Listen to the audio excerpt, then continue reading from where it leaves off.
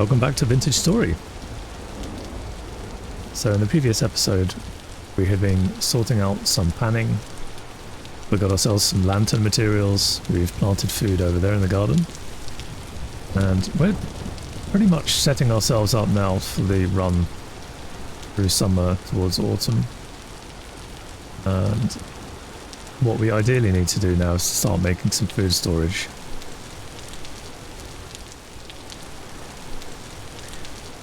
And the way I like to do that is to dig down under the house, and the deeper you go, the cooler the storage is. But it also means that you have to kind of plan for where you're going to want to have the house on top of it. So in this particular case, I think what we might do is have a little outdoor cellar area, or a little shed that leads down underground from outside the house, and then have the house as a separate entity, most likely joining this, and we will see how we go from there. So if I do, I guess if I start here, and we can have a doorway going in from here, and then we will just head down as deep as we can.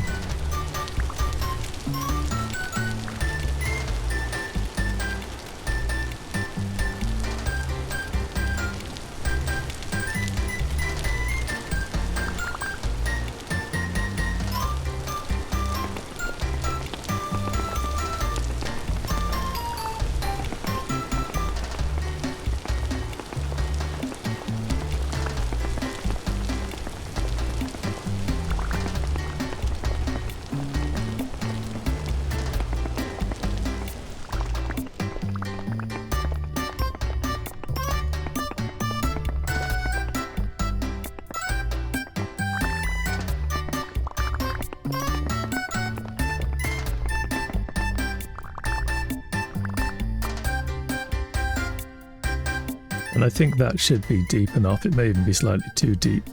So what we'll start doing now is spreading out.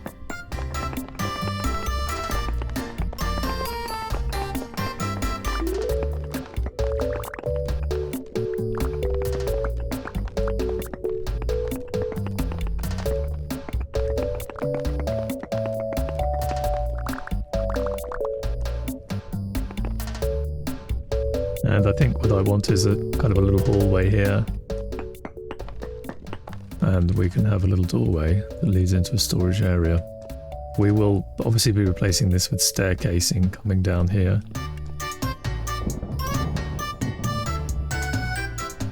So I think if we aim to have it in this direction, it should sort of go underneath the property a little bit, where we currently have our firing kiln for the clay.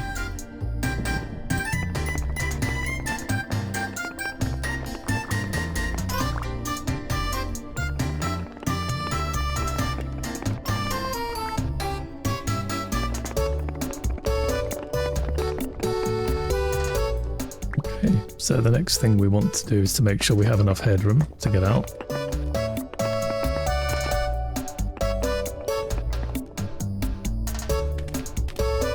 Well, I think that should be good.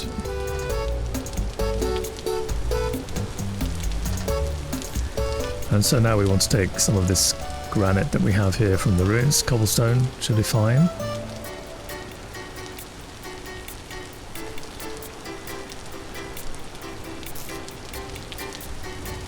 Also need to get rid of some of this as well.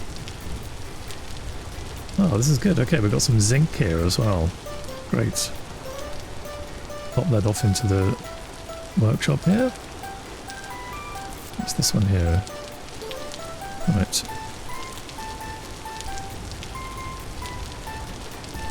I'm going to follow some advice from our little online community here and just break these down. Get some reeds back. So that actually is very useful because reeds are kind of a pain to pick up.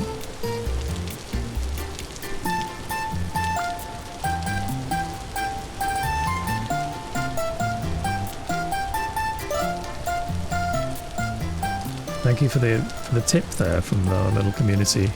Appreciate it. Right, let's put this berry bush back again. Not sure where we got that from. I think maybe it was there originally. Let's put it over here.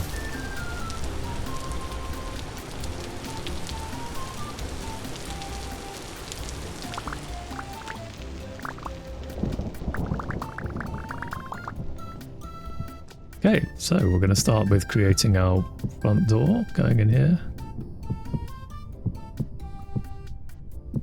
So for this to work, it has to be a sealed room, and it will then give you storage temperature based on the fact that the room is sealed, so it needs a door. This is my understanding anyway, from previous playthroughs. I think I'll keep it largely open like this, because that's quite a lot of space. Although I might use this back hall as a bit of a reference point to not going any further. We can always remove this again, because we don't want too big of a room here. So back we go. And now we need to make a door and some storage.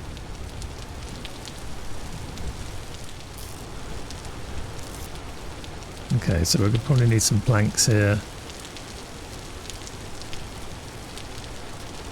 And some sticks as well. And so, first off is the door. Let's go to the help quickly, and first off let's try with the shelf. There we go. So planks top and bottom, that's great.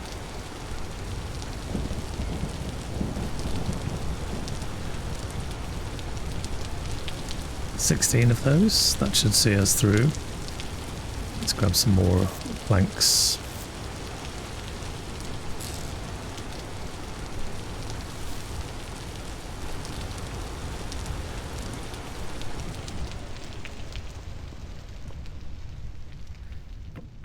And so with this again, we really want as much storage as possible. Get as much food. I'm not so sure about going up an extra level with this because it can be a bit tricky to reach and you can't really see what you've got going on, but when you crouch here you can see it's a little bit easier. And we can do the same on the other side. And then I tend to leave this last area here to put down the storage vessels where we can put the grain and that kind of stuff in there without it being in the way. And yeah, I think that should be fine there. We also need to get some light in here. Initially I'm just going to put a torch up here because this is also a place where the drifters can spawn. And if I'm not mistaken, by placing light down you can actually prevent them from spawning in the area, but I might be wrong on that. So the next thing we need is a door. Just quickly reference this one again. Just planks. So I wonder what the sleek door is then. Ah, okay. Some nice additional stuff here. Nails and strips. Okay, we don't have any of those yet. Okay, so just planks. Oops. And I guess we can make a few of these ahead of time. There we go. We now have a proper storage area to keep our food. So we can, next thing we're going to do, I think, is to make some stairs.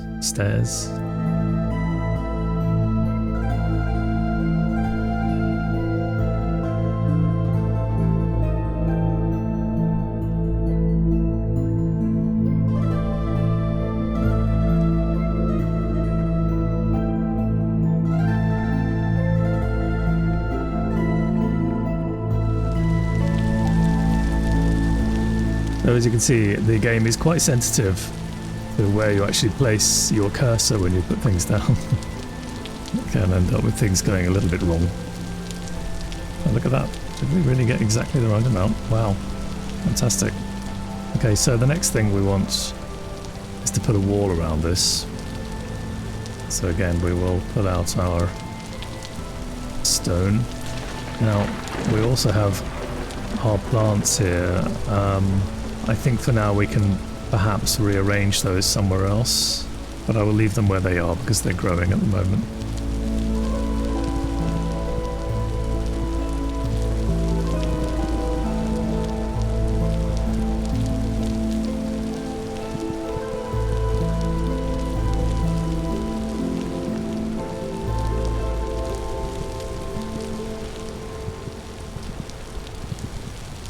So I'm placing a fairly low ceiling in this one for now, but at some point we will come back and we will redo the wall, or the ceiling rather, and create something a little more aesthetically pleasing.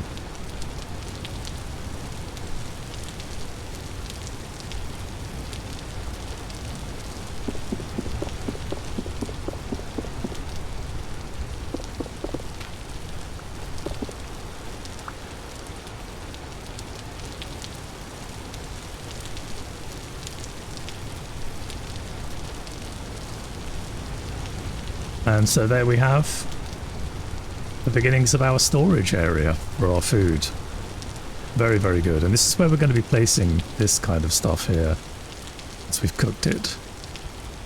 And so we're going to also need to make a lot more of these and some storage pots as well to take down there. And then we'll start to store the food ready for the winter. And so now I've set up our next little run of storage containers for our food. And so we're going to craft these up and then place them in to be fired.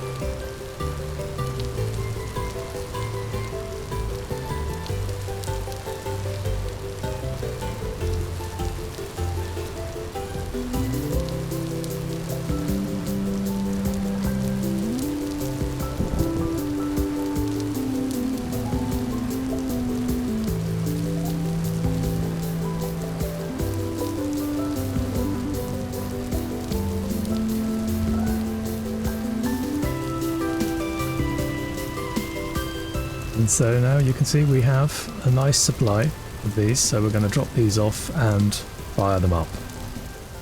And so the same process again, pop these in our inventory.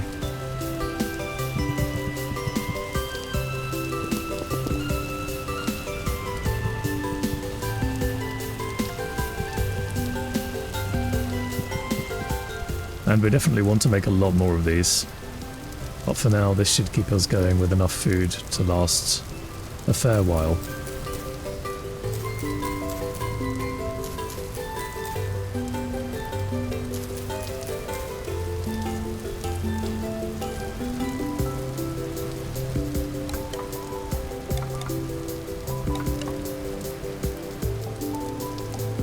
It would seem we need some more sticks.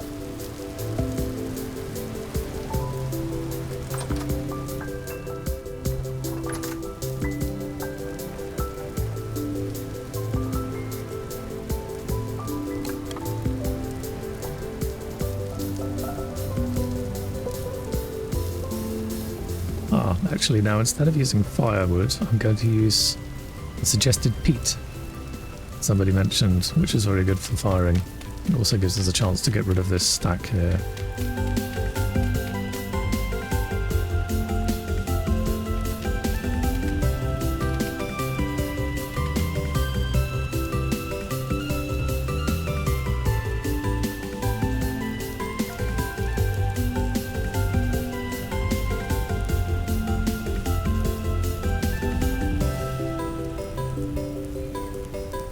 And so there we go. Next job is going to be to create some storage jars. And so now we're going to make another raw storage vessel, which will contain grains, and we can also store uncooked goods inside these things as well, vegetables and stuff like that.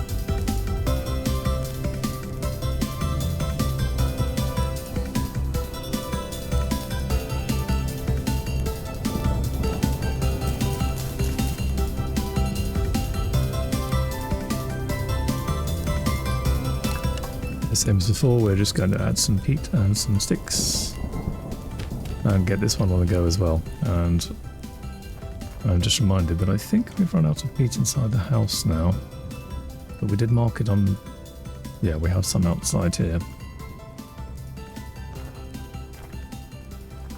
Okay, I shall head off and get some peat.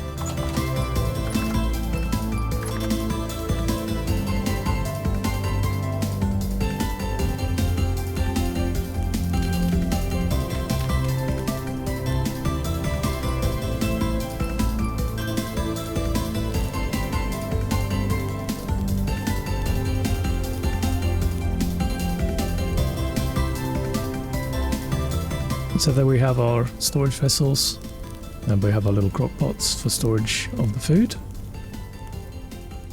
And we now have our storage area, which I have placed some goods inside down here just to show. And obviously I have to close the door, but you can see here 6.8 days for the food here. If you put wax on the pots as well, that will seal them even further and give them even more. And you can see here it says suitable spot for food ripening. Not sure what that means actually, but yeah, this is now effectively a good storage area, and when the other items have been fired properly we can bring them down here, and then every time we cook we can just bring our pots down and fill this place up with food to see us through the winter. And so off camera I will just quickly create some more of these storage vessels. I think 1 or 2 more. And maybe some more crock pots. And so back on camera again, I have made a bunch more of these crock pots, and I've created some shelving inside the kitchen area. And the idea of this, at least for now, is to have a simple storage system for empty crock. And I can then place these on the shelves like so. And then when I cook, I can fill them up with whatever I'm making, so I can do 2 batches at a time. I leave a gap here in between the wooden shelving because fire spreads, and I believe 1 block is enough to prevent ignition. It could be slightly different. I noticed this one hasn't actually burned, so I'm not entirely sure how that system works, but I do know that you can ignite other wood if you're not careful. So I can take a crock pot off here, and then I place it, fill it up with stuff, come to our food storage area down here. And then inside here we have enough shelving to fill up this area. And you can see here with this particular crock pot we have another almost 6 days of food remaining for this one here, which is excellent. And again, we could put some empty crocks down here in one of the storage shelves if we run out upstairs or don't need as much. I also bought the honey down here. I don't think it matters with the honey. I think it will last forever, but it's a good place to keep the food stuff together. And then here we have a collection of berries that have been growing outside in the garden, and you can see they've got a significant increase in the time that they last. 9 days on this one and 19 days on this one, which is quite a lot. So if you're picking up berries and stuff outside in the wild, it's really useful to bring it down into your storage and make sure that you are getting the maximum amount of time for that, because that can be the difference between life and death really, if you can get a nice porridge together with some grains. And as far as the grains go, we have a little piece of flour here that we made. It lasts for 8 years on this one. So once you get your grain system up and running in your garden, not only will it give you a good yield if you plant it in the right soil, in the right temperature, but also here you can see the grain itself will last for 8 years when it's down in storage down here,